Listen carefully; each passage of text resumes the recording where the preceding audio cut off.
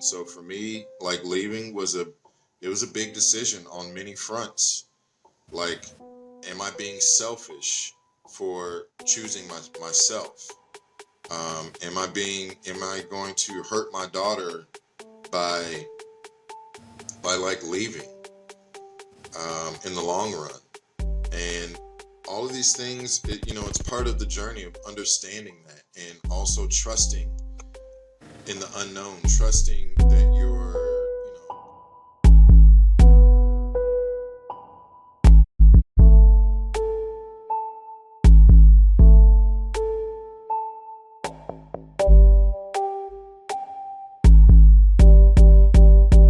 Hello and welcome to Authentic on Air with Bruce Alexander. I'm your host, Bruce Alexander. A mellow vibe has settled in the on-air studio today, and that might be because we have one of the lowest static individuals I have ever met, connected remotely from, I believe, Merida, Yucatan. Is that correct? All right. Michael Ruth joins us today. He might have the most unique identity showcased on the program so far, so you will not want to miss it. More on our guest after today's reflection. What comments have you made? I'm sorry, what commitments have you made and carried out to honor your identity? From coming out as queer to your parents or leaving your established career to embark on a more authentic existence centered around a fulfillment of purpose, the ways to take active steps to commit to living authentically run the gamut. But they all begin with one step: a move in the right direction, a phone call to a friend, or a sit down with a loved one. Are you waiting for something to start your authentic life? If so, is waiting on that thing going to provide the same level of relief that comes instantly from embracing yourself? As always, I'm genuinely interested and would love to hear any interesting, surprising, or revelational insights uncovered. So you can hit me up on Instagram, Facebook, Threads, or LinkedIn at Authentic Identity Management. Ramses Amun, or who I knew as Michael Ruth, is an outlier in many instances of his existence. A black man, he was like me, born into the minority and immediately saddled with a large number of expectations. He couldn't help but wear them on the outside. I first noticed his separation from the pack and his choice to be kind in a society that expected the opposite of him. An imposing frame and chocolate brown skin to too many paints a picture of aggression. But in around 1999, 3 years behind him in school, I sat as a freshman in awe of his peace. Getting stuffed in lockers and chased through the halls by junior and senior football players and wrestlers is how I spent the majority of my spare time. This is how you were shown acceptance as a coach's son and a freshman varsity letter earner, but not by Michael. A senior at the time, I remember sliding to a stop, my face in front of his feet, with two or three meatheads giving me chase, and him saying calmly something like, "That's enough, guys." He reached down and helped me up to my feet and asked if I was okay. How many genuinely nice people even exist in high school? I certainly wasn't one. It might be my imagination, but it seems like the hazing declined steeply from that day on. I've followed his development from a distance over social media, one of the rare people who actually put their hearts on social media and don't ask for approval for doing so. I watched as he transformed a frame that had gone from imposing to obviously uncomfortable into something new and different, useful, healthy. I watched as he trailblazed amongst my network messages of black love, mental health, masculine vulnerability, and balance the physical and mental to complete a more whole self. I learned how to get where I am today in part by watching, specifically, Michael be unafraid or brave enough in his fear to share parts of himself that informed my model of authenticity. Thank you for being here. Thank you for being there then, and thank you for being here now. Welcome to the show, Ramses Amun. Am I saying that correctly? correct. Thank you for such a wonderful intro. We were just going right into it. I didn't know. I wasn't expecting that. But Well, I like to start that way. I like to kind of give people an insight into how they've affected me whenever they have, because it's important to recognize those people on your journey, I think. it's very important, and it's like the story you told about me in high school. It's so funny how our memories are different because like I barely remember anything from those years. Like I was really struggling during those years as well.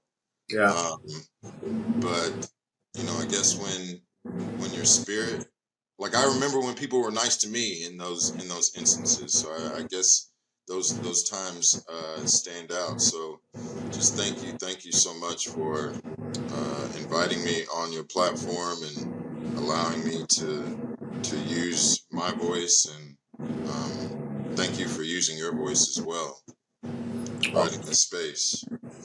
I appreciate that.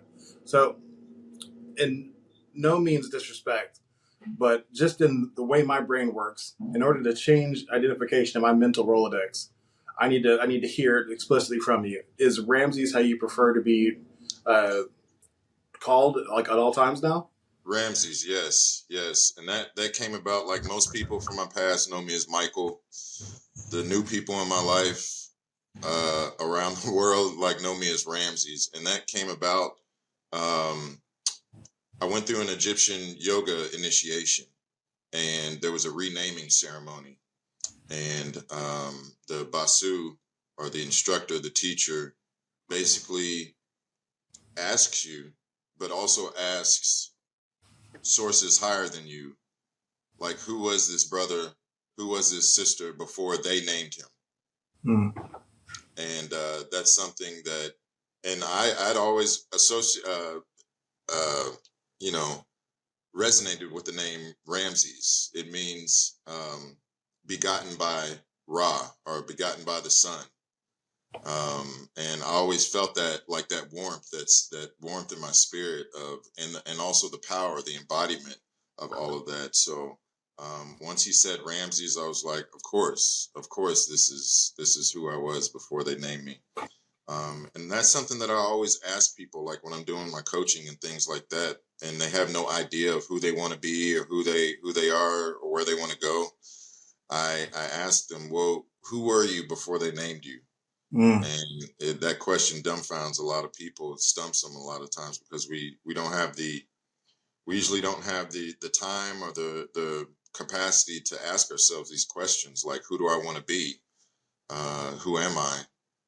Who am I outside of my job? You know. Um, so I'm excited to be here. Excited for this conversation, and let's get into it. Yeah, I'm really excited to have you. As I looked into your background a little bit, um, I got really more and more excited and interested because your whole uh, I guess purpose in this life from at this point is helping people embrace themselves. Would that be pretty correct to say? Yeah, absolutely. Just helping people see their highest self, um, helping people to step into the best of who they are, using my life as a living example of what, like, freedom, liberation, peace, balance, uh, being in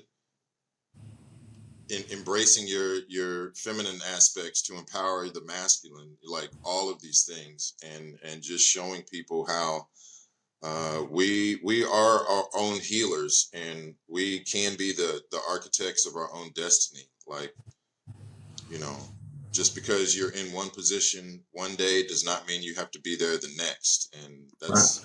that's really what I want to help people realize, and actualize within themselves. You've definitely been a person who's acted that out as well in your own life. Let's go back to um, after high school. Mhm. How do you feel like you lost yourself to a degree, and what did you do to get it back? I completely lost myself. I joined the Navy, like right after high school. And, Yeah. in the military, you don't have an identity. You become like United States government property. Hmm. Um, they want to break you down to your simplest form. And if they can get simpler than that, like, they're going to try. And then they give you what they want you to know. They give you how they want you to act. They give you how they want you to think and feel. So I took that on wholeheartedly, like, because I thought that was a few reasons why I joined the Navy. Number one, because I wanted to travel. and like get paid for it, because I knew life in Oklahoma was like, it wasn't it for me. I had to go do something else. Number two, I was struggling with my identity as a black man to like be seen. And I thought that joining the military would be a way for me to be accepted in basically American society, you know, in this black body that I have. I thought that them seeing the uniform would supersede that. And it does not. It does to a certain degree, Yes, but there are degrees. to a certain degree, but it wasn't enough for me, and I was still feeling a certain way about the way I was treated and the way I was thinking. And then after I got out of the military, you know, I still stayed on that path. But as far as first getting out of high school, like, you know, it's so we're so young then, and so like we're so eager to prove ourselves in society and to grow up.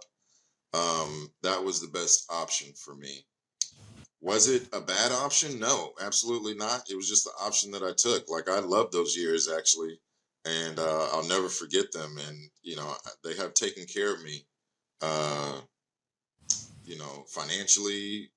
You know, actually, I would not be living the life that I am today if it wasn't for those years. And I wouldn't want to change anything in my Mhm. life, because I am who I am today because of that. Absolutely.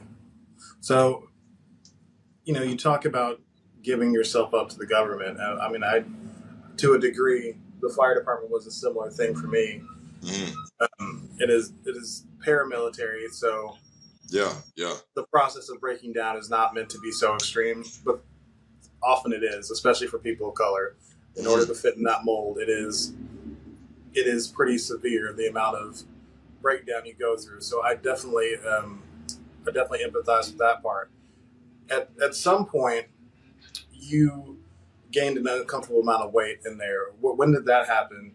And what did? How do you feel like that was uh, intertangled with that loss of identity?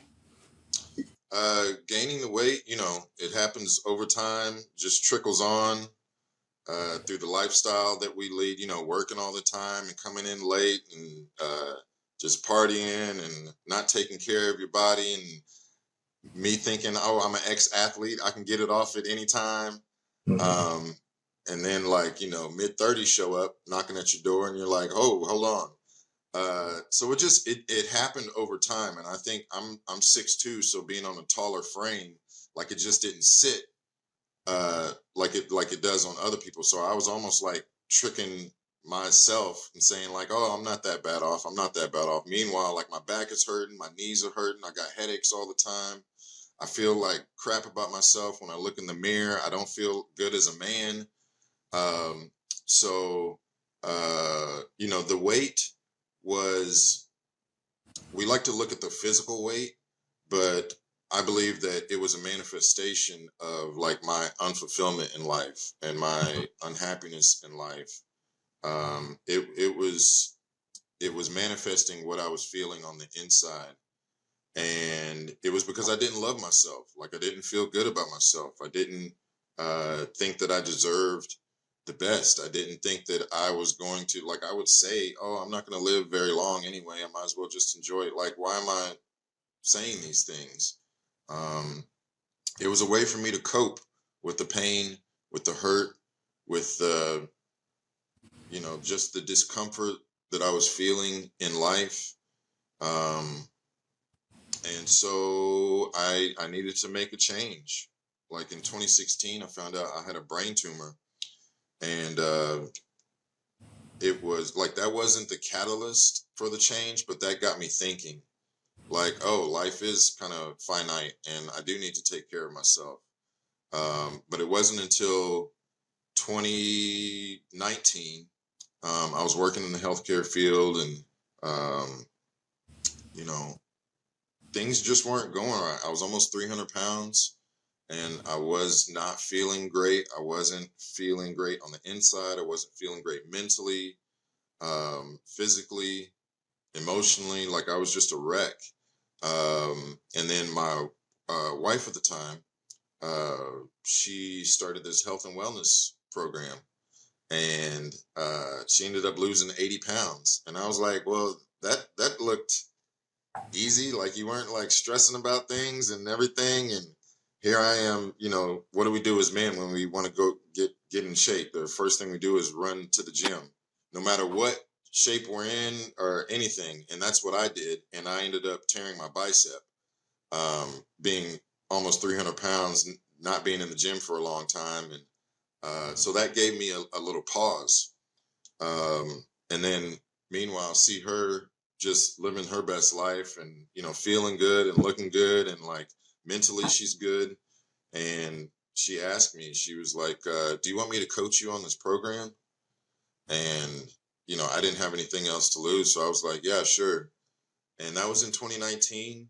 And I ended up losing 100 pounds on that program and just changing everything around. And it changed our lives as well, because we were able to start coaching that same program. So we both left our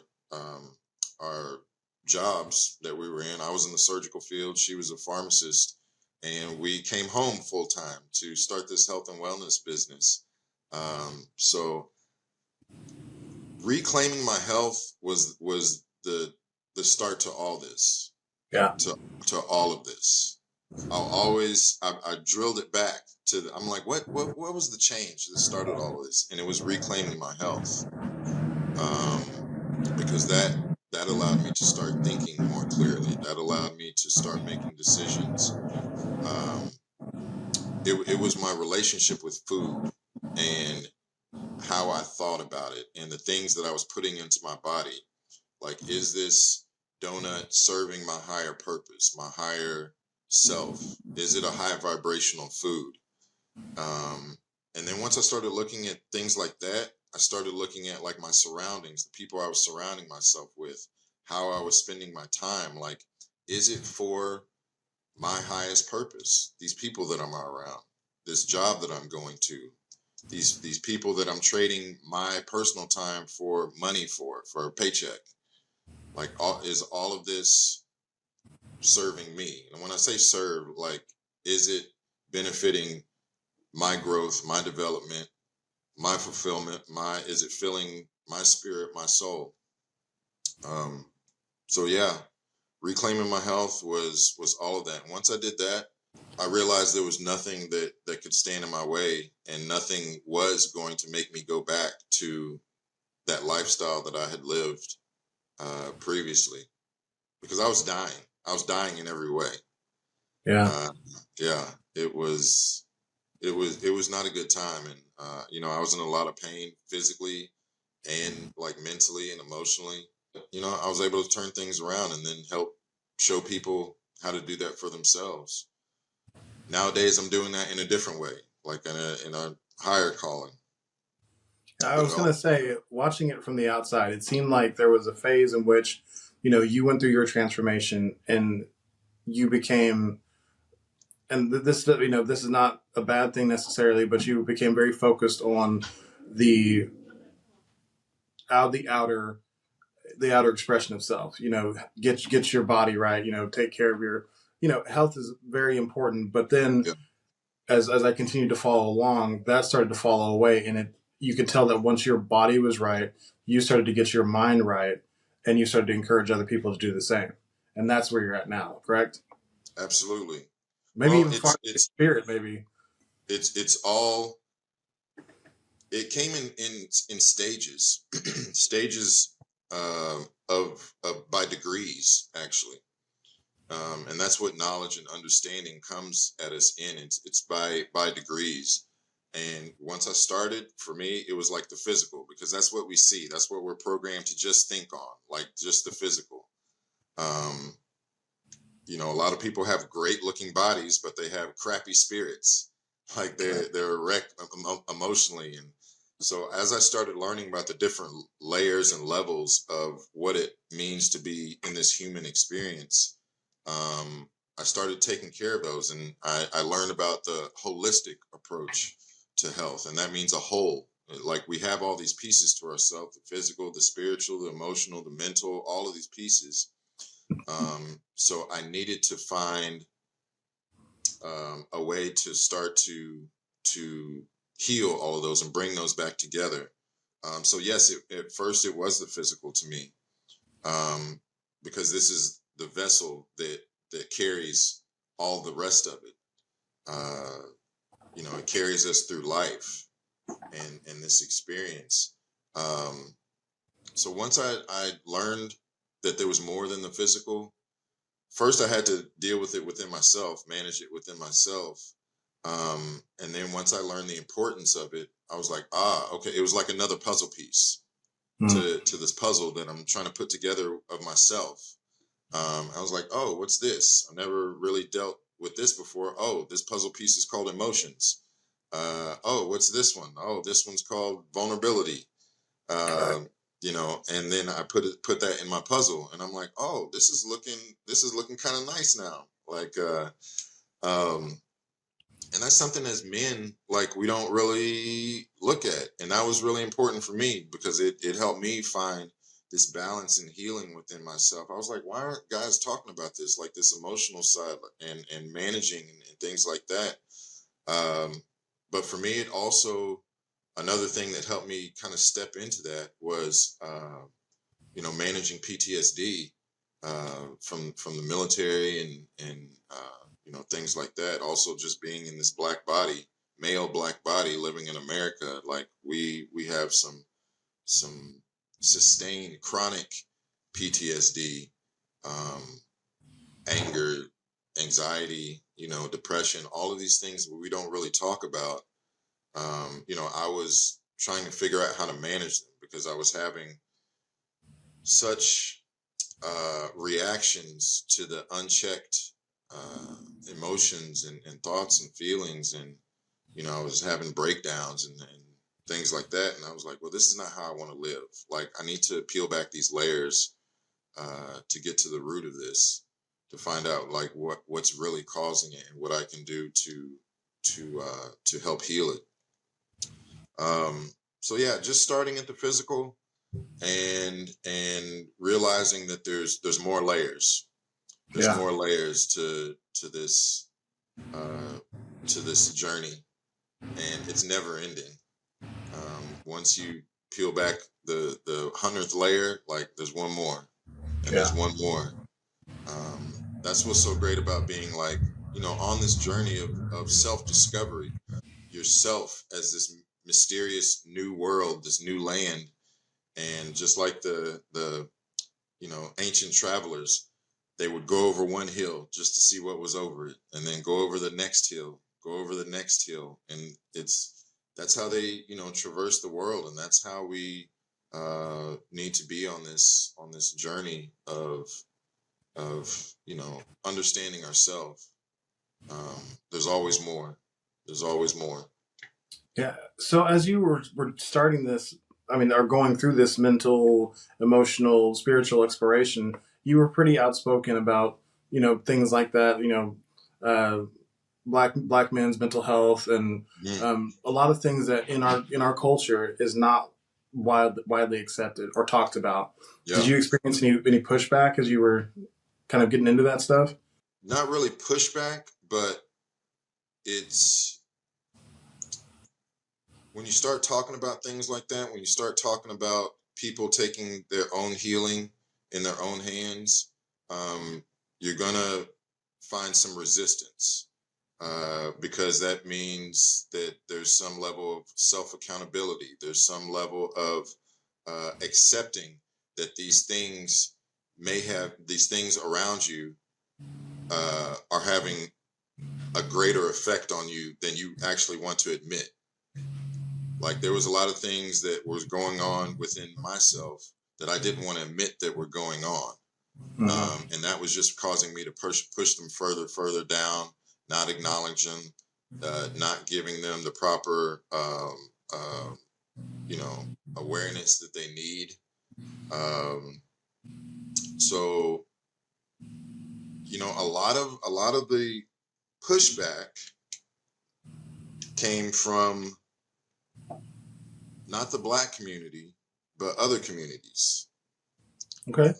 because once I started talking about these things and giving like solutions and like really saying like, well, this is because on the surface level, it's easy to blame certain things, but I was going deeper. I was digging a lot more deeper.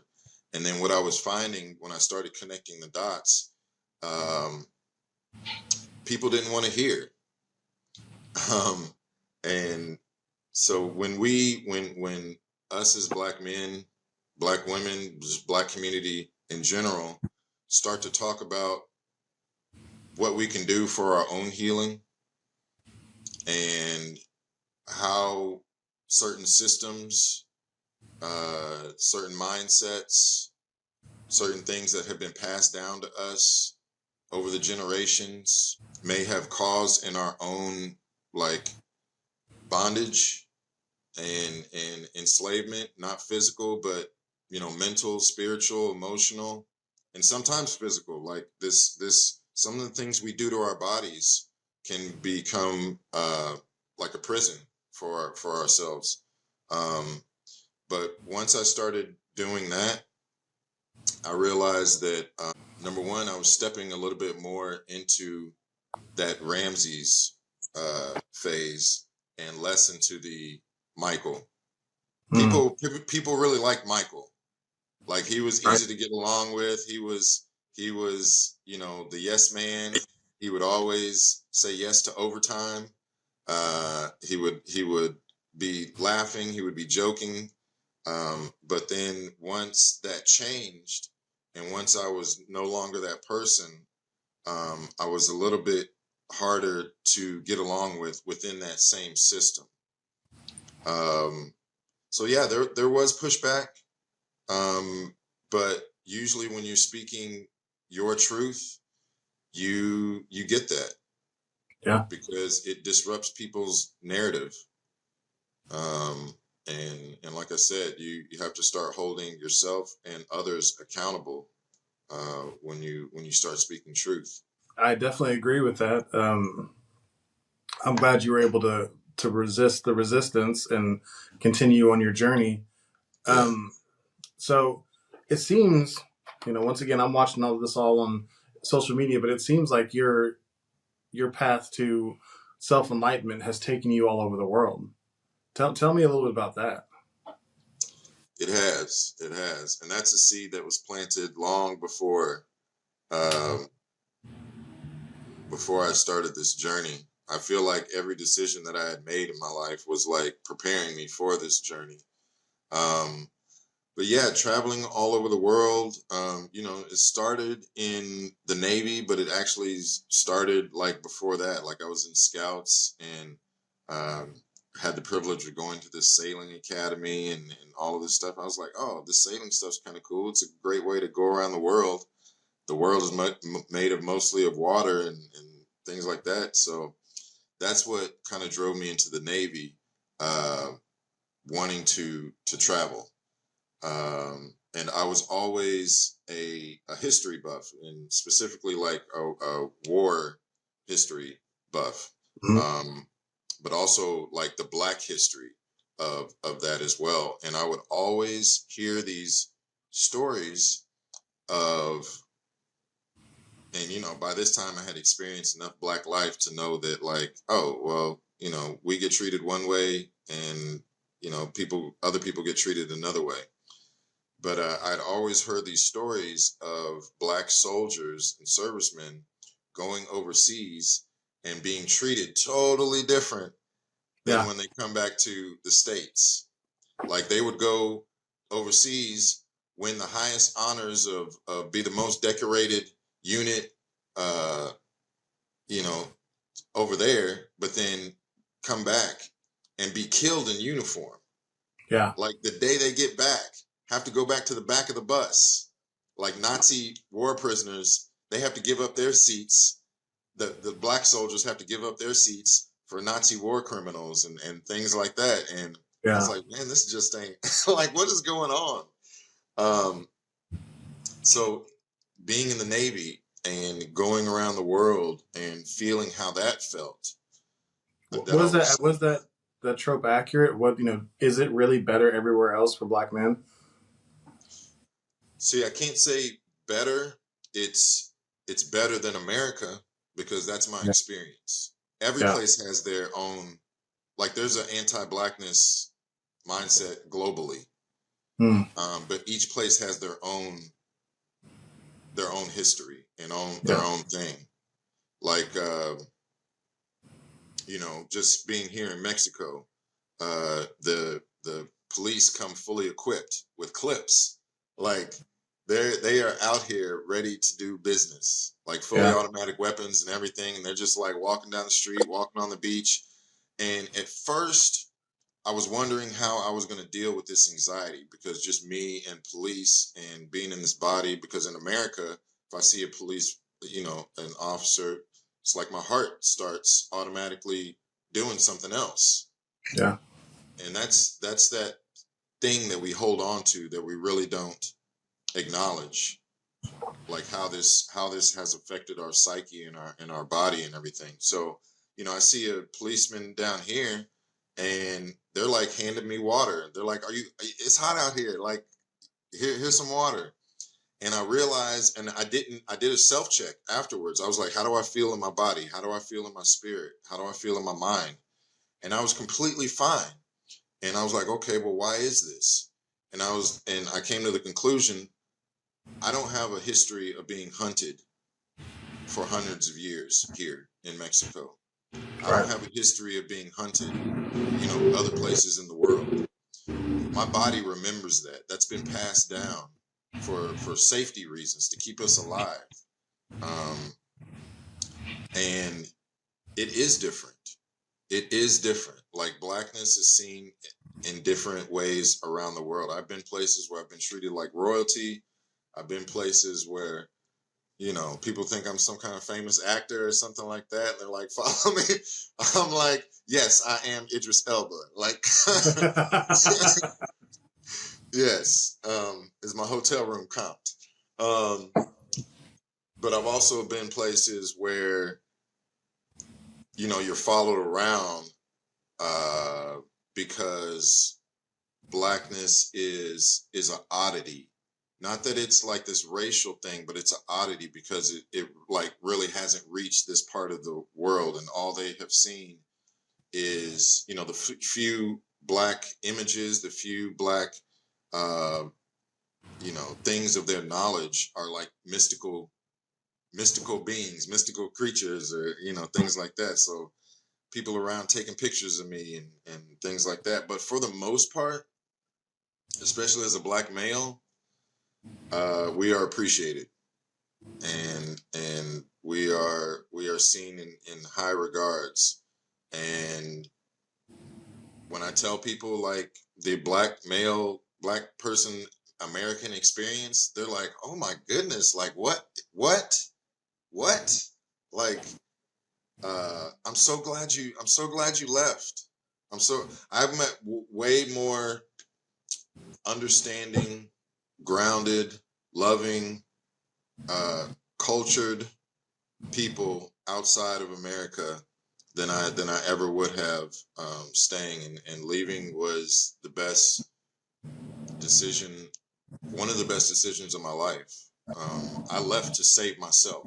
That's what I did, and to be an example to others that just because we've been sold something and told something doesn't mean we have to take it like any longer.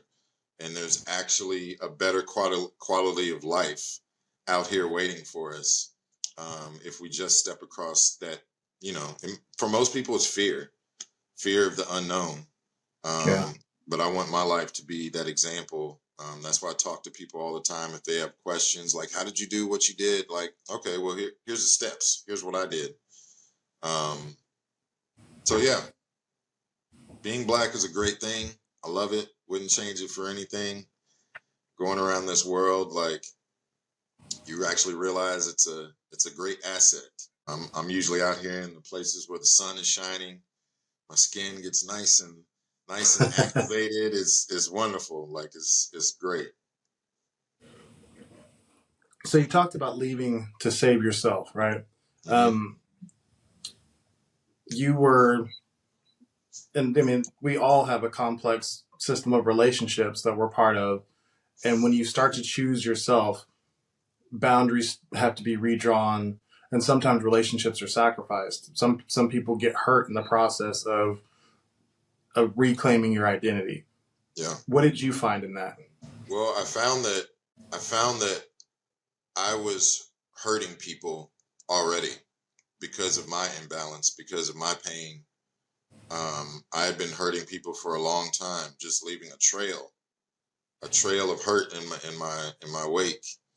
And that's something that I had to come to terms with and figure out, like, what am I going to do to fix this? So yeah, like, I'll give an example.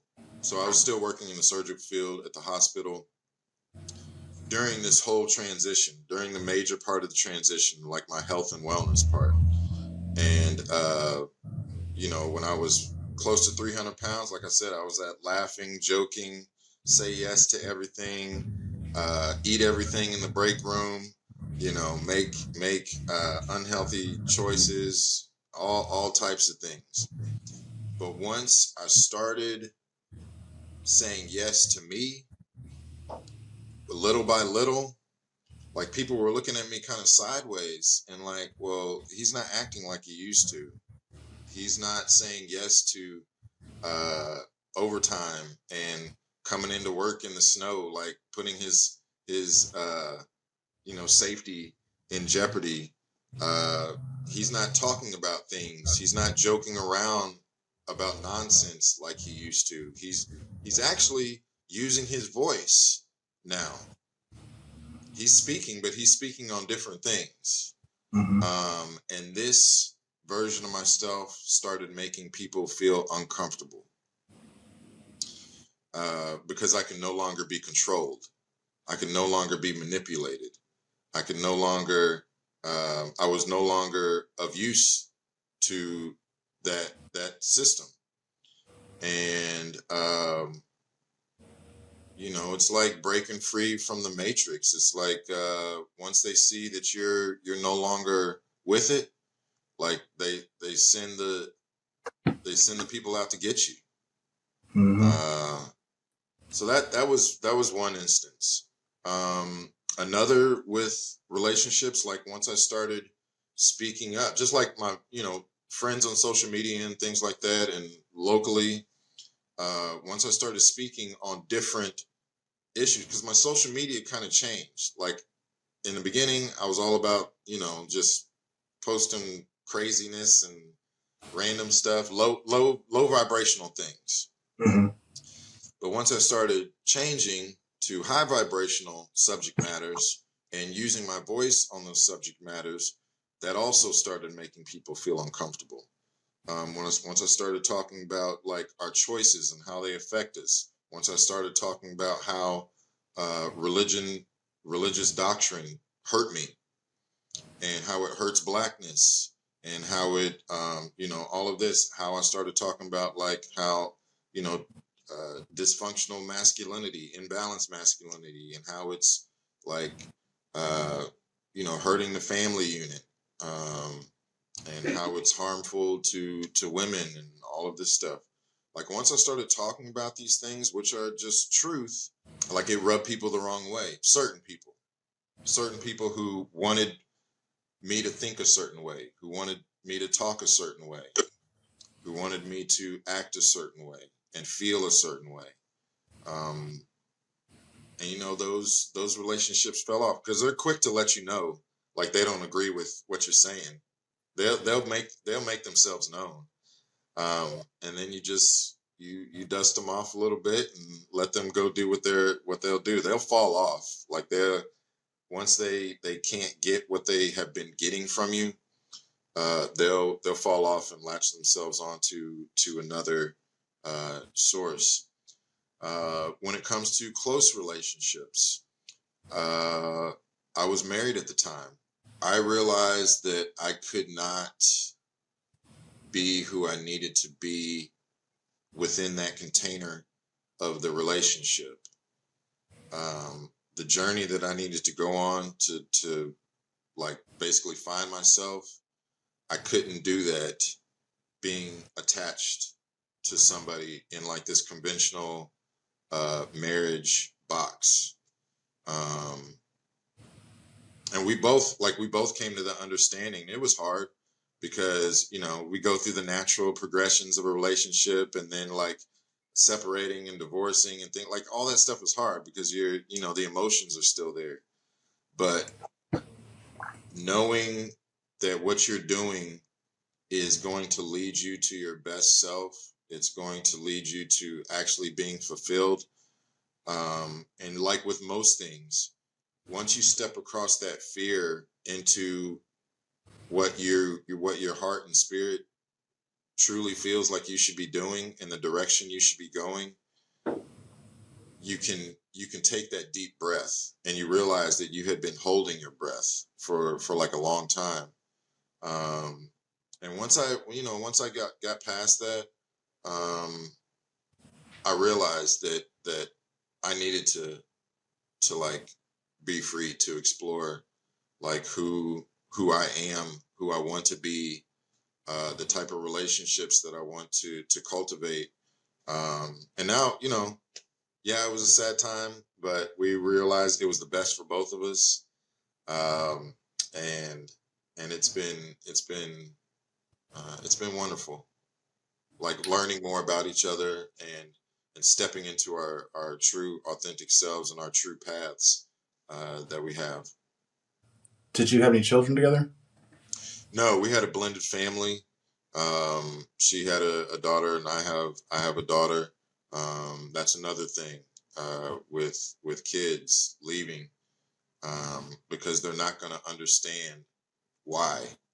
I know if Right. I was if I was a kid and my dad came up to me and was like, "Hey, I got to go on this journey. I'm leaving the country." I'm like, "What the hell are you talking about?" Like he's like, "I got to go find myself." I'm like, "What are you? You're sitting right here talking to me. I found you. You don't have to go anywhere." Like Yeah. we're not going to understand that because there's certain experiences that we have to go through in life to like get to this point. And without those experiences, we're not going to understand. So for me, like leaving it was a big decision on many fronts. Like, am I being selfish for choosing myself? Am I going to hurt my daughter by like leaving in the long run? And all of these things, it's part of the journey of understanding that and also trusting in the unknown, trusting that your, guides, your inner wisdom, your inner guidance system is leading you down the right path. And that in the future, these seeds that you have planted, like they'll finally see once they're old enough to recognize like the choices and decisions that you had to make for yourself. And I hope that I'm an example. So when my daughter gets old enough to choose herself, she'll look back and be like, "Oh, that's what Dad was talking about. That's why he chose to do what he did." Um, I see it all the time, and people think about their loved ones that they leave behind and things like that. I'm like, they'll be fine. You choose you because you can't be any good to them. That's another reason why I left. Like, I wasn't treating the people who I wanted in my life the way they should have been treated. Mm. And if I would have stayed, which would have been easy, like I could have kept up the narrative and things like that, but it wasn't healthy. I knew I had to go. Um, I knew I had to go. So yeah, it was a difficult decision, but I stick by it. I'm glad I did it. Like it's did it come with challenges? Absolutely. But was it the right choice? Absolutely. When you sit down to that conversation with your daughter, letting her know that you're leaving, what what goals and objectives do you lay out for her, and how old is she at this time, and what plan do you lay out for her as to how long you'll be gone, what the plan is? Like, how much stability and certainty are you able to offer a child at that point? Um, well, she's 16 now. This was almost 3 years ago. What stability? The stability is knowing that she also has another parent that loves and cares for her. I also the stability of knowing that I'm doing the right thing for myself. And if you're doing the right thing for yourself, for like your truest self, it's going to be the right thing for the all, for the greatest good. And I had to, not saying there weren't nights when I was like crying myself to sleep because I'm missing everything. Um, but I still knew that I had to do that. So, you sit down with them, you try to explain it the best way that you can.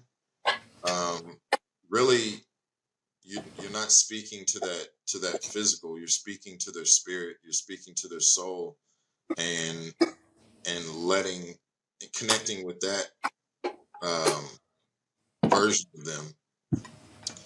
Um, the plan for me, like I don't plan on moving back to the States. Oh wow. Uh, because that would be like getting off the plantation and then for a few years and then moving back. To me, that's how I see it. That's Uh, a. Being I'm on the not outside, disagreeing with you. It's just that's a big commitment it is a big itself. commitment, but it's an easy decision. Once you get out and see, once you leave the eye of the storm and you see the craziness that's actually going on, that we have normalized, in like we've normalized school shootings, like it's just a thing now. We've Yeah. we've normalized people being unhealthy and living off of non-food. We've organized. I mean, we've normalized being worn out and angry and tired and depressed. We've normalized taking pills for everything. We've normalized overworking ourselves. We've normalized how we get treated as treated and viewed as black people in America. We've normalized this. We've normalized like black men being killed in the street. Like it's all of this stuff. And once I removed myself from it and just saw how crazy it is, like there was nothing that was going to make me return to that. Like, cause it would be crazy. And that's just my take on it.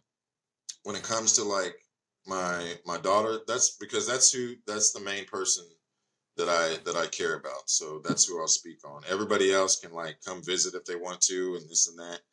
Um, but for her, like it's the same thing. Like she can visit, passport, all the what I'm doing actually is not out of the, like there are lots of people doing this out here in these communities. There are lots of people who are who have who have moved from we'll just say the States, and whose kids come back and forth, two-parent households, and things like that. So it's not uncommon, from where I'm sitting. Right. Somebody else, in the States may think it's crazy. May think, how does that work? How can that even be possible? How could you do that to your kid? Like, these kids are actually great. They're seeing a different way of life. They're meeting people from all around the world. They are expanding. They are learning different languages. They are eating different foods. They are seeing how the rest of the world operates and lives. They are also seeing how the rest of the world views the United States as well. And let me tell you, it's That not makes good. me want to ask you two questions. I got One, you. was it always the plan to leave and stay out? Was that the initial plan from the beginning? And two, at what point along the journey did you start to involve your daughter in the process in which you were like, okay, I've done enough at this point to where I'm ready to have you with me as I go through it, through, as long as you're able to stay or whatever. Mm-hmm. Um, in the beginning, I think I always knew. No, I always knew that I did not want to stay in the States. Like I wanted to retire on a beach somewhere. Like this was early on in my life. Yeah. Just because that seemed like a baller lifestyle to me. Like I'm just, I'm like, who would not want to do that? Right. But as I got older, and then specifically for this journey, I think deep down I knew I didn't want to come back, but I did not have a plan. I just knew where I did not want to be. I didn't know Mm. where I was going to end up, or how long I was going to be there, or how long I was. But I knew I did not want to be in the States. I knew that, and so knowing where I didn't want to be, the rest of it was easy. I'm like, oh, well, I have everywhere else on the map to choose from to go. Um, but when I first left, like I was deep in I knew I needed to heal so much. So when it comes to my daughter, it was like I would say it was like a year or more when I finally got to a point where I was like, okay, I feel like I've addressed uh, what I needed to address. Not all of what I had to address, but like I'm now in a place that I can be the father that I wanted to be. Because when I was in the States, I couldn't do it. I couldn't be the father that I wanted to be.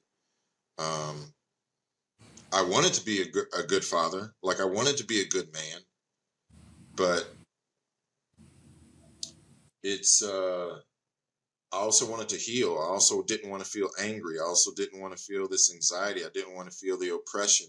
I didn't want to feel all of these things that I was feeling. And I realized, like, my healing journey started in America, but I realized quickly that I couldn't find the healing that I needed in the same environment that was poisoning me. Mm. So that was a reason why I knew I needed to leave and remove myself from, uh, we talk about it's a house of domestic violence. That's what the states are to me.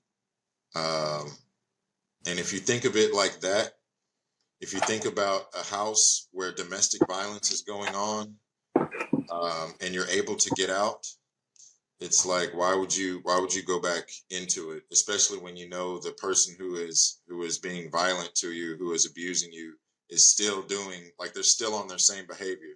But he's changed.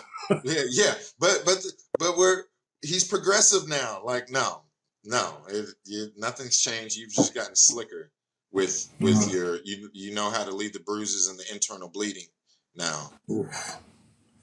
Well, the reason why I keep turning it back to your daughter is because, to me, as you're, really kind of trying to define who you are, Hmm. you get to choose who you're accountable to a degree. Like you being married is an optional accountability. Having, being part of a group or a system is an optional accountability. Yeah, But when you have a child, I believe you have a responsibility to be accountable to that person. That one's hmm, not optional because they had no choice but to come into this world by your doing. So absolutely. that's why I keep coming back to that, is because I'm just curious how you navigated that, because it is such a big life change both for you and for your child. And then what you're saying about how it is now, that they are getting a better worldview. They're not just seeing America from inside, which I think is actually very important. I traveled a good amount in my teenage years, and I think it helped me a lot with my ability to separate from the ethnocentrism. And I think that spending a lot of time outside the country is great. Yeah, But in that first period, I'm just curious as to how accountable you felt toward your daughter, even though you had to choose yourself. Like, were you still clear to where she understood what was happening?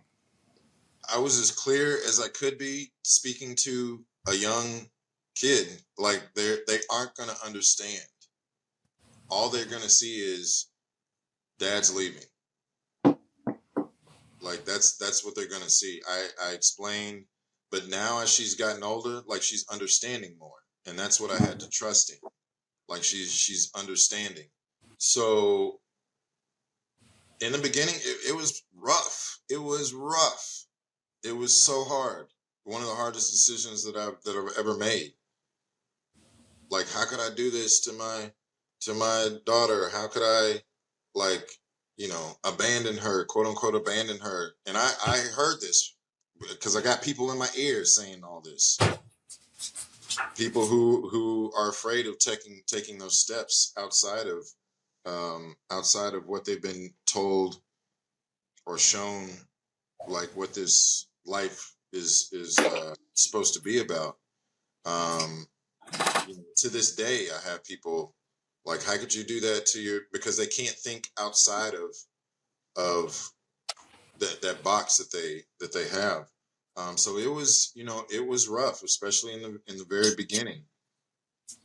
And but the more and more that I experienced outside of, and the more that I saw and connected with people who had made the same decision that I had made, and saw that their kids were great, their kids were in a better position, their kids were more cultured, their kids, understood. And there's some kids out here that fly back and forth a lot, um, for several different reasons. But for me, yeah, it was tough.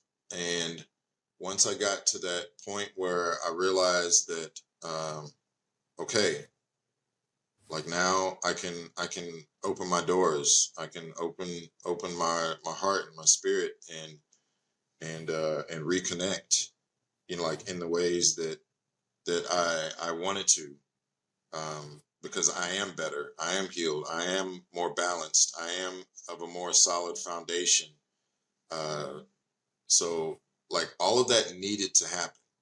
It needed to happen. If I would have not made the choices that I had made, I would have destroyed everything to the point where it wouldn't have been salvageable or been able to be reconnected or healed or put back together or anything like that. So like when you make those decisions, there's a natural process of like emotions and thoughts and all of that stuff that we go through because we're human. But it's learning how to look beyond that, how to not let the raw emotions take over like your mind and your logical, like spiritual thinking and decision making.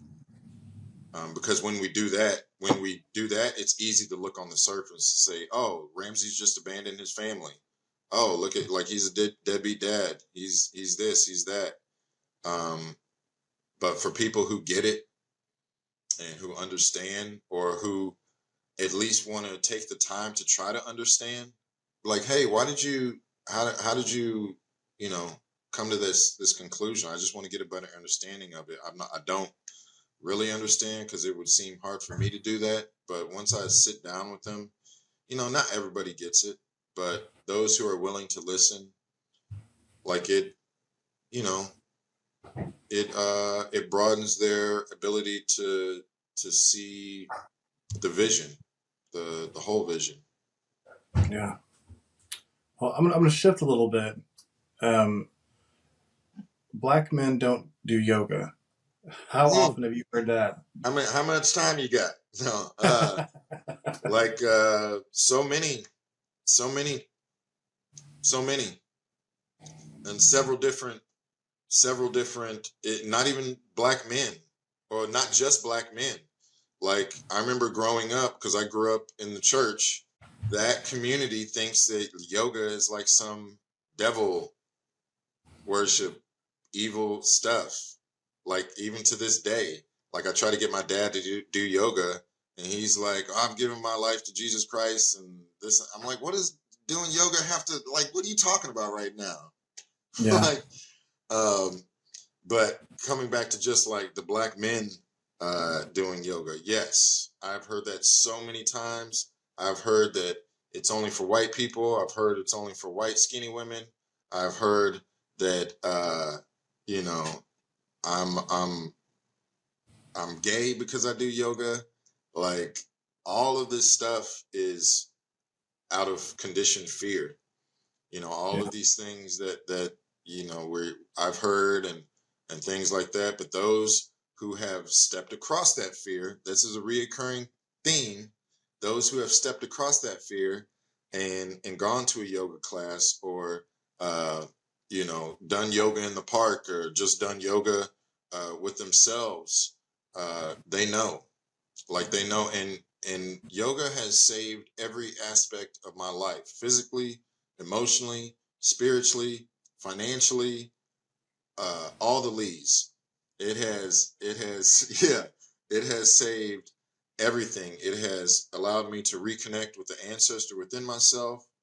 And I say that because the two practices that I focus on are Kemetic yoga and Smai Egyptian yoga, and those are two practices that are African in origin. So they have allowed me to reconnect with the ancestor within myself. They have strengthened my mind, my body, and my spirit. They have empowered me in so many different ways. I actually think of these practices as a martial art. And when I owned a studio in Tulsa, I would approach it like that. And the studio wasn't some like fancy schmancy, oh, here's your tea, here's some incense, here's some spritz for your some bougie place. Like it was like a dojo. Like it was raw in there. And Yeah. because I consider it a martial art. Um, Yoga saved me in a time when I was about to lose everything. Like I first got into yoga, uh, courtesy of my ex-wife.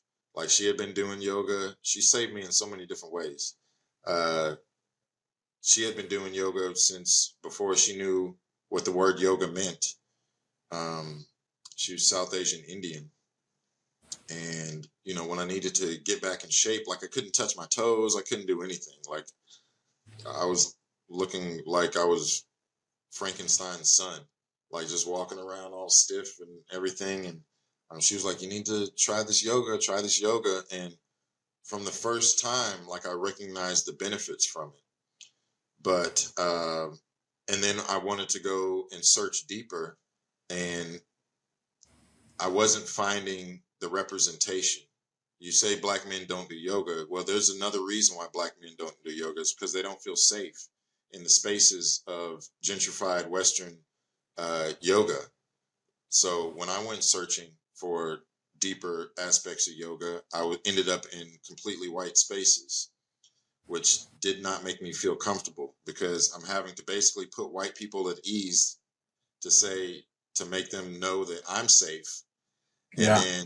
then I have to, make them laugh or make them, do this. Or I've got some lady over here who's saying like, "Oh, who's this sexy chocolate brother in here?" And I'm like, I'm not here for all of that. Like I'm here to find healing.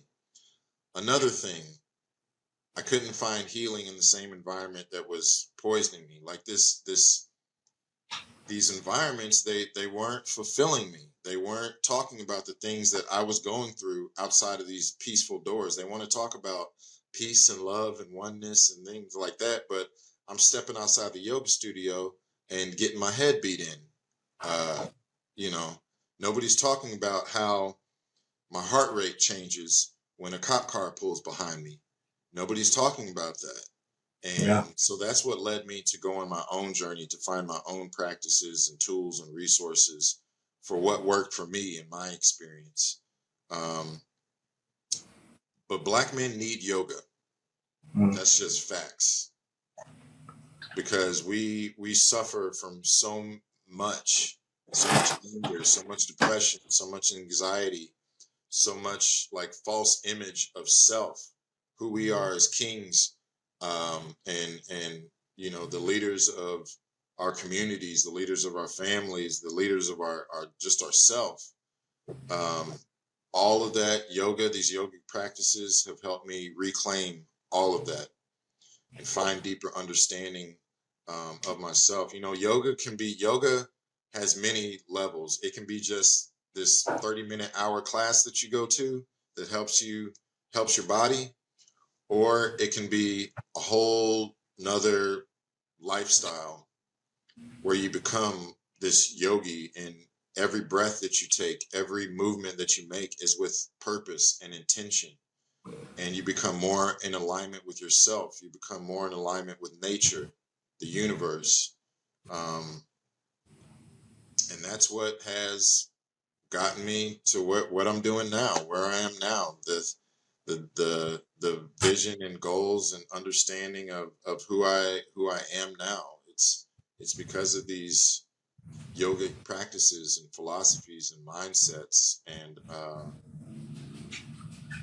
it's that's what I've given my life to, Yeah. is being this example of how, I just met this family the other day. I was out eating, this black family here, beautiful family, and the father was like, within like 10 minutes, 5 to 10 minutes in the conversation, he was like, I could tell that you're different just by your demeanor, just by the peace that I can see is on the inside coming out, the balance that you have, not like physical balance, but like balance of self.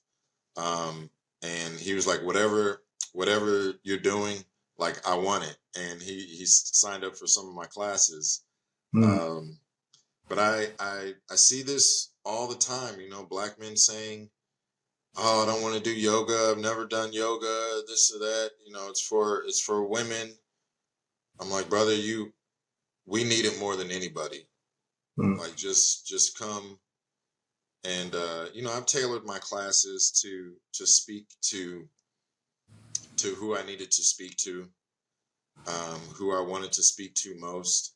And I'll tell any and everybody, especially in our community, I'm like, get into this yoga,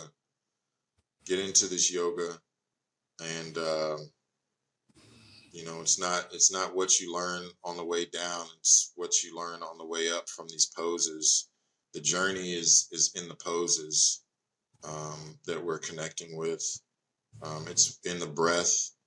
We're healing ourselves from the inside out, healing our minds, healing our bodies, healing our spirits. And from some of the things that we've been through in this life, like, we all need that. We all need that, but specifically black men.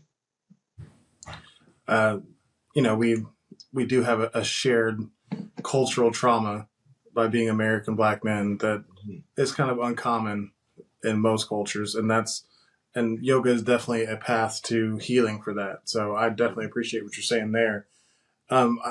What you just spoke to kind of, it raised several different questions in my head that I can't figure out which path to go down. So I'll give you a couple options, and you can just Okay. kind of latch onto what intrigues you.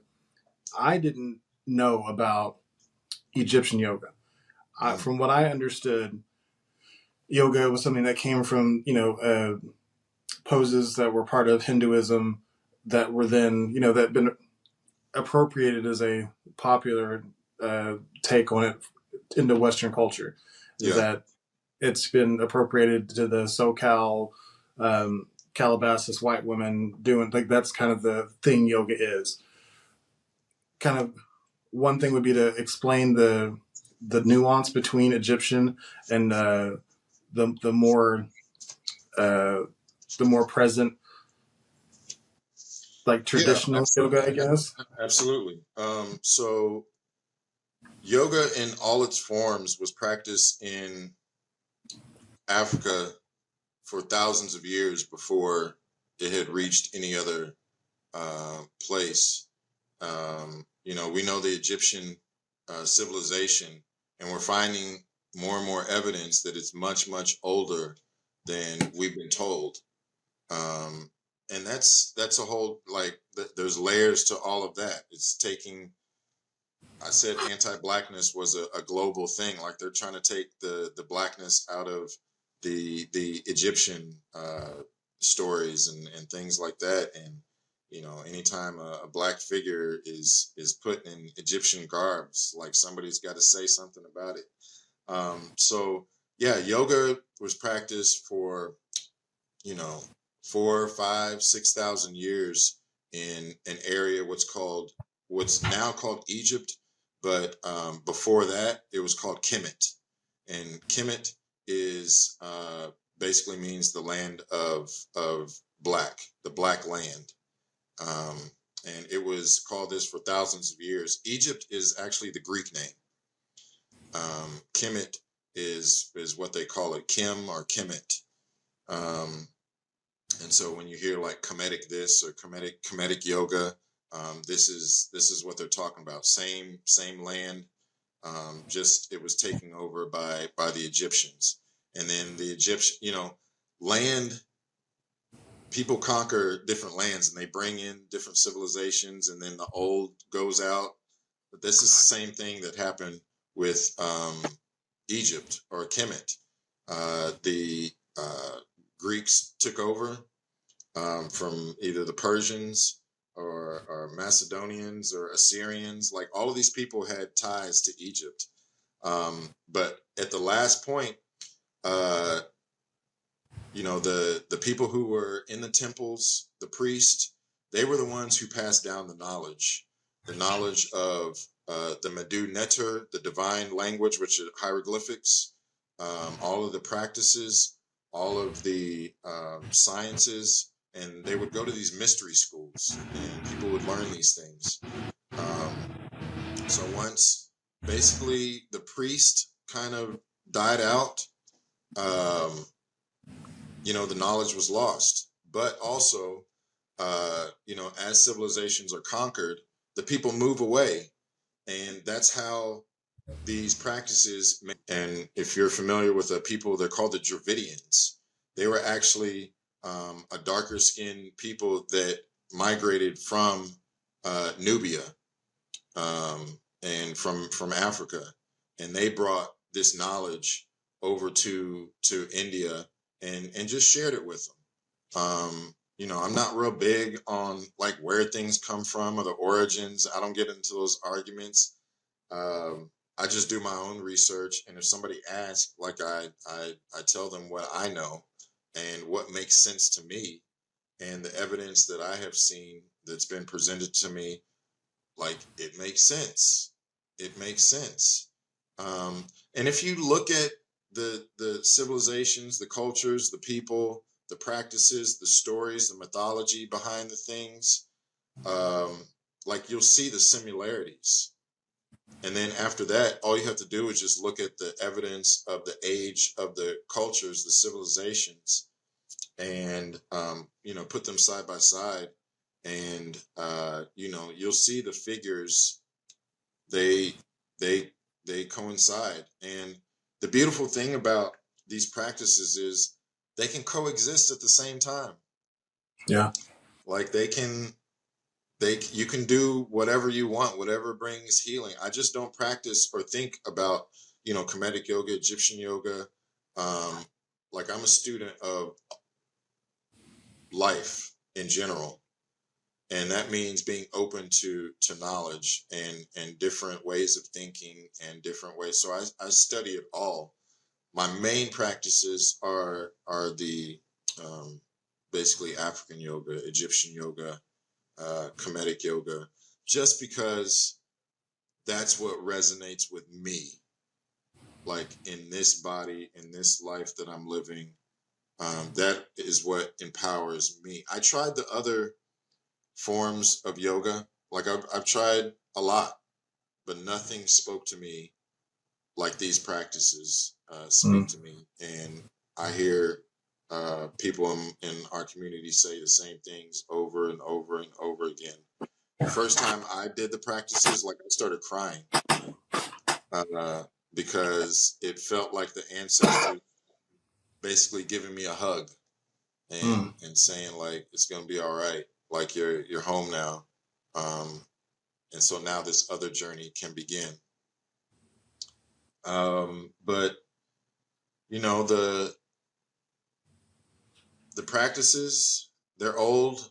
The philosophy, it's old, and I'm of the belief that we are to move forward, to truly move forward, we have to look back. We have to look at what was before. We have to look at the ancients. We have to look at the ancient practices, the ancient philosophies, because we're on pace now as a society to basically out advance like the use of being human. Like we got all Mm. this AI and this and that, and like I'm ready for Skynet to uplink itself. Right. So like I'm watching old Terminator movies. I'm like, how do I beat this? How do I beat this guy? Um, because those civilizations lasted for thousands of years. They were balanced. They were of a matriarchal system. Like the feminine was in the forefront. Um, and then again, I just look at the evidence of where we have taken ourselves in like this male dominated society. It's men who start wars. It's men who pollute rivers.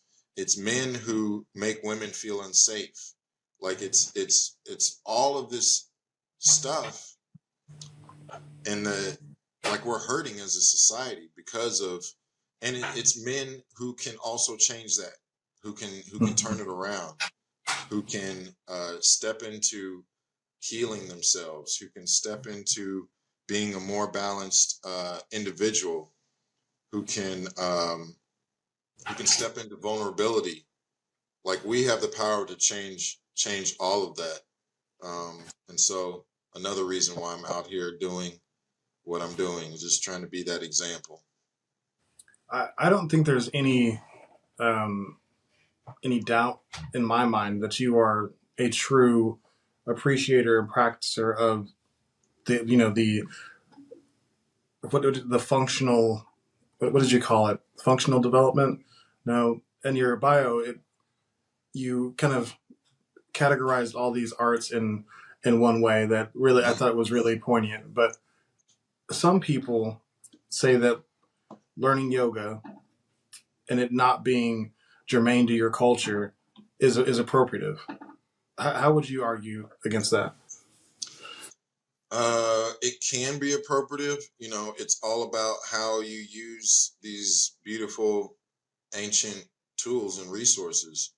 If you're just doing it to show up to class so you can wear your Lululemon, if you're just using it as a social event, if you're, um, you know, doing this, doing that, uh, if you're trying to make like this financial gain off of it, if you're not, so I'll take Kemetic yoga and Egyptian yoga for an example. Um, let me see if I can read something here. So these practices, and at first I really struggled with this because I was like, these are African practices for Black people, by like FUBU, like this is Mhm. this is for us, by us, like, and that's Right. it. But I realized that I was closing myself off. I was isolating myself to other people who were in search of truth. And that's what these practices are about. It's about finding truth and balance. And this is a universal concept. This is not for certain people of skin color. This is for people who want knowledge and true knowledge of self and want to be in alignment with the world around them, who want to be living in joy, who want to be fulfilled, who want to feel like they have purpose, who want to, find healing. So, like these practices are open to all who believe in peace, nonviolence, and spiritual emancipation, regardless of sect, sex, race, or creed. Um, and I truly believe that now. Once I made that switch, like it changed everything. Um, I realized that I was actually still hanging on to like some seeds of anger, and by putting myself in certain, you know, by minimizing my my reach, and that wasn't fair to myself. That wasn't doing justice to the true aspects of the practice.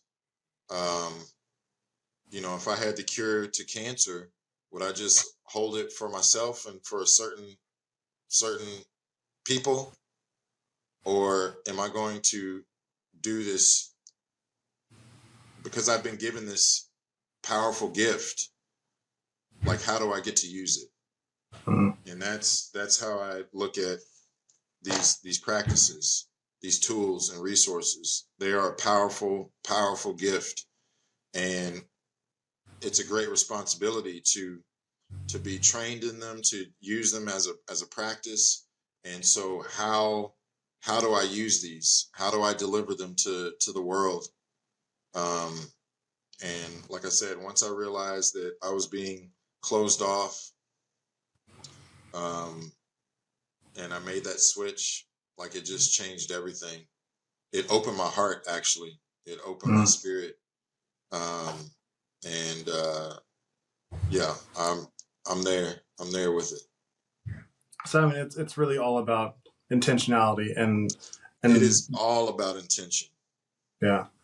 And so as you're building your own practice and you're looking to create a space for people who were you when you first started, how do you avoid creating the same type of the same type of situation that scared you away from yoga? I always intentionally make a space that's open to everyone, open and welcoming to any and everybody. I also do know how important it is for our Black community to have spaces of their own for their own healing as well. So I hold spaces for that as well, because there are some things that like we need to talk about that we can't talk about in the presence of everybody. We Right. shouldn't have to talk about it in the presence of everybody because it's based on our experience, and we need to feel safe using our voice and talking about things, or to let go of some certain things.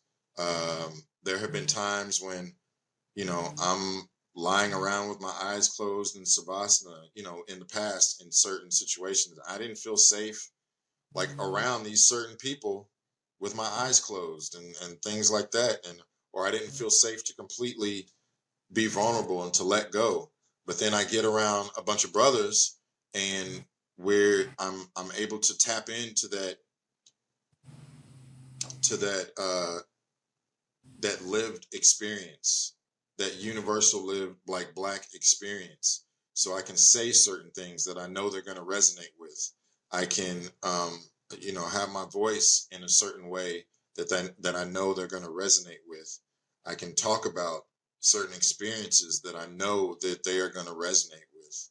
Like I hold a class that's just for Black healing, just for that, and like specific, it's a meditation class, and it's specifically for our Black experience walking through this life, and how we've had to make ourselves small, and how we've had to hold our breath, and how we don't know like who we truly are, and it helps to reconcile all of that and walks us through that. Like I can't do that class with everybody in there. That's a specific place just for us. But I also know that there's certain aspects of the practice that is for everybody, because there's universal truths like math. Math is something that was perfected in ancient Kemet. This is something that they learned in the mystery schools, is because math is perfect. Math is a universal cosmic principle. Like 1 + 1 is always going to equal 2, no matter what planet you're on, no matter what color you are. And that's what I give of my practice. I give the 1 + 1s to people who can take those universal truths, and it's gonna better your existence no matter where you go, because it's gonna plant a seed of truth within you that is gonna grow if you want it to. And most people that most people that I talk to are open, because to even like get to hear my voice, like of the vibration that it's at, like you have to be at a certain level, because it's Yeah. not, certain ears aren't going to hear it. Hmm. So if you're at the point where you're like, what he's saying is kind of interesting, like I can plant that seed, and it's gonna do something. So I think I've got a pretty good analogy for what you've been talking about.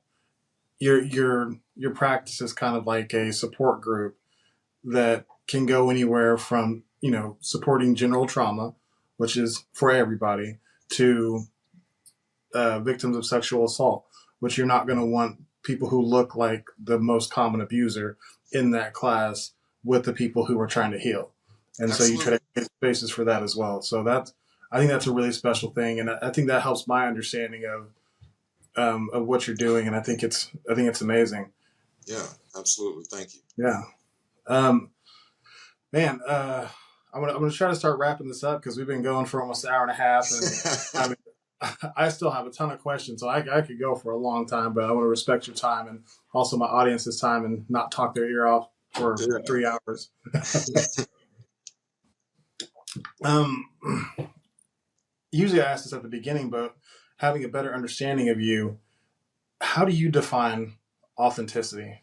I define authenticity by living your truth, whatever that is, um, and letting go of the need of approval from outside entities, outside sources, and also a truth that does not come at the expense of others' peace and safety. Because there's a whole lot of people out there living their truths, and like they're just talking nonsense, and they're talking down to people, and they're making people feel marginalized, Yeah, or oppressing others. um like slave masters were living their truth when they were shipping us across, like that was their truth. yeah, um but it was coming at the expense of us. So a truth that is um for the betterment and the expansion of the universe. Like it's going to heal people, it's going to help people, it's going to build people up. You being off your authentic self is it going to inspire people. You living your authentic self is going to uh, bring people joy and fulfillment. It's going to make them think about their own journeys and their own paths. um, you living your authentic self, like you're not going to have to explain it to people, they're going to be able to see it in the way that you live. And that's where, like, my life, how I said I wanted to be a living example, I wanted to be a living example of what being authentic is, what living in truth is, um, what freedom and liberation is, uh, all of that. So yeah, living authentically, it can mean a lot of things for a lot of people, but for me it's like being this empowered sovereign nation of peace, and of joy, of health, of wellness, um, of of being balanced, of being in control of self, all of that, and like hanging That's, out at the beach. can you think of a time whenever being authentic has burned you? Never. Wow. I um, kind of asked that as a trick question because I love to hear the different ways in which people answer it, yeah. and a lot of people end up saying something like, "Well, yeah, it actually turned out to be a good thing," but I was like, "Well, so it didn't actually burn you." But I challenge people with that question because when you are your best, like when you are the best version of yourself that you can produce, I can't think of a time in which it's gonna not serve you in the long run. Absolutely, absolutely. Being our living our true self, living authentically, living in truth is always going to be the best. It may not be the best for everyone. Actually, no, it is the best for everyone around you. It's your best for yourself. And at the time, they may not realize it's the best for them because they have to deal with their, their own things. But me living a non-authentic life only enables like the chaos around me, whatever that may be. Whether it's the way that people interact with me, whether it's the attitudes that they bring to me that I allow to happen, it's just like your parents say, it's always better to tell the truth. Yeah. It's like, and it's always better to live your truth. It may seem difficult in the time of when things are occurring in the present, but in the future and also in the past, like it's going to heal, it's going to reconnect all those severed through lines to make you like this whole being once again. And that's, that's the purpose of this whole journey of life, is just to reconnect all of those severed parts of ourselves to make ourselves this whole being again. It's beautiful. Absolutely beautiful. If people want to find out more about Ramses Amun, where should they go to find out more about you? Well, they can find me on Instagram, just Ramses .Amun, or just Ramses Amun, and I'm always on there. They can reach out, and I do a lot of work out here. People think I'm not doing much, but I teach yoga. I do mindset mentoring. I on podcast. Uh, I also host retreats. I host plant medicine retreats. I have a couple psilocybin mushroom retreats coming up in Costa Rica that I'm hosting. I travel. I take care of myself. Like, I'm just out here enjoying life and doing the work that needs to be done. But yeah, Ramses Amun on Instagram, and don't hesitate to reach out. Like, let's chat. Let's get together. Let's do this. What's next for Ramses? You got anything big coming up, or is there anything else you want to share with us? Big, like, to me, it's all big. Like I said, I have a retreat in Costa Rica that I'm hosting in November, and then I have another one in Costa Rica in January. And in between that, I actually will be coming to the States in October. Okay. Yeah, I'm working with a client one-on-one for the month of October. And, I always said that I would go back for certain things, and it would have to be very intentional work. Yeah. And this is one of those instances, like, I'm not going to be around, going to this place or going to that place. I'm working with this person one-on-one out on their property. Like, it's very, professional business. And then after that, I'll be heading to Costa Rica. But I'm always in something, creating something, looking for the next, not even looking, like, because I'm walking in alignment with my true path and my true purpose, like, that which is in alignment with me comes to me. Mm-hmm. Like, no longer do I have to grasp for this, for that. I just live and stay in alignment, and those things reach out to me. So you're not coming back to Mexico anytime in the foreseeable future. Yeah, I'll always come back to Mexico. Mexico's So like Mexico's your home base. See, that's a trick question. Because wherever I am is my home base. I love Mexico. I spend most of my time here because it's several reasons. Like, it's safe, it's affordable, like, the people are lovely. and specifically Merida, because it's been voted one of the safest, like top three safest cities in all of the Americas, Mm. North and South, Central, all that stuff, for like the past decade. Wow. Yeah, it's clean, it's affordable. There's tons of families, like Black families moving here, all types of families moving here. Um, the Mayan culture, the food, the people, like I feel great here. So yeah, I'll always come back to Mexico. I don't know if it'll be Merida or what, because I also like travel around. Like I go to, Oaxaca and stay for a month or two, or go to Playa del Carmen and stay for a month or two.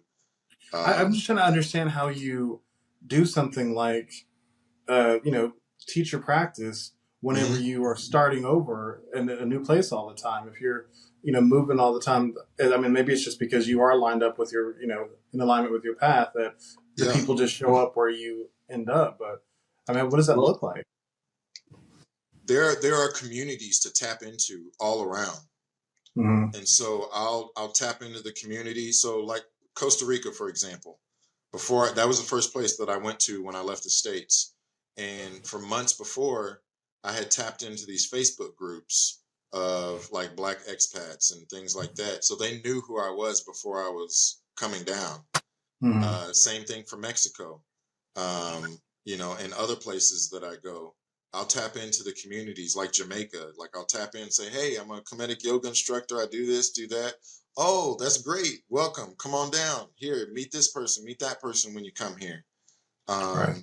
And then just the more that I visit places, so I'm not always teaching yoga. Sometimes I'll teach virtually. Sometimes within the groups that I introduce myself in, they're like, "Oh, he's a yoga teacher," and then they'll reach out to me and say, "Hey, are you teaching? Can you teach one-on-one? Can you teach, on the beach or things like that?" So that's how that happens. That's Um, very cool. just like word of mouth and being sometimes I go to places and I don't want to be known. I just want to chill. So that happens as well, because self-care is very important. Like you can get sucked into this work just as well, and Yeah, that's true. tire yourself out. I see it all the time. Like uh I have a thing about helping others. Like I want to help others and help others, and sometimes I give too much of myself. I try to give from an empty cup, and that doesn't work out. So self care is a big thing, as well. So Wow. yes, yes, So yeah, brother. thank you for being so open and answering everything so fully and you know without any reserve. I really appreciate that.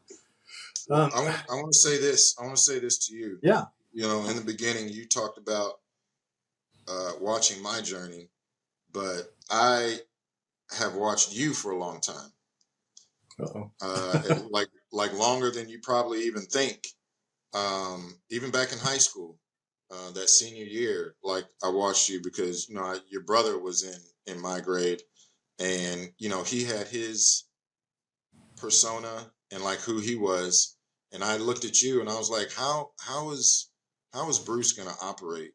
Like, who is Bruce gonna be? Is he gonna be the little brother, or is he gonna be, because like even at that young age, I was thinking about these things. I was Mm. like studying people and things like that.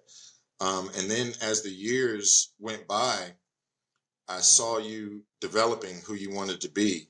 You would go down a path. Sometimes the path didn't like lead where you wanted it to, but you found this magnificent way of like reinventing yourself and not like going down what seemed to be a dead end. I don't think there's dead ends. There's just like redirections, Yeah. and you learn how to take whatever road you were going by, take what you need, and then keep it moving on to something else. And I've seen how you've grown and the man that you have become and the man that you are becoming. Um, especially with your beautiful family and how you've like you inspire me. I'll I'll, Oh. I'll say that. Like, and you never know who's watching. You never know who's listening to you, and you are consistent. You are Yeah. consistently showing up. and that's what matters, and I really appreciate that. So I want to let you know that you are inspiration to me and to so many others. So keep doing what you're doing. Thank you for providing this sacred space for people to use their voices. Um, and yeah, you're doing beautiful work. I'm trying not to tear up here, man. Thank you so No, much let for it go. saying Don't that. try not to. Let it go. Thank you so much for saying that. I really appreciate hearing that.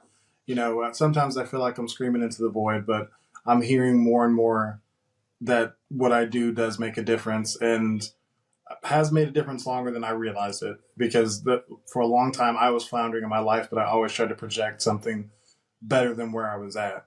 Yeah. And that was not out of a falsehood, but that was out of a genuine concern for the people around me to live better lives than I was. So now I'm living that life for myself and being my authentic self, and am enjoying it and enjoying sharing this space with others and giving people a chance to share their stories and hopefully help people heal in their own lives and come into the place where I'm enjoying and you're enjoying so much. And you know, if they're not there yet, I hope that they hear parts of our stories and are able to say that there is hope, there is something on the other side, and it's there. You just gotta get it.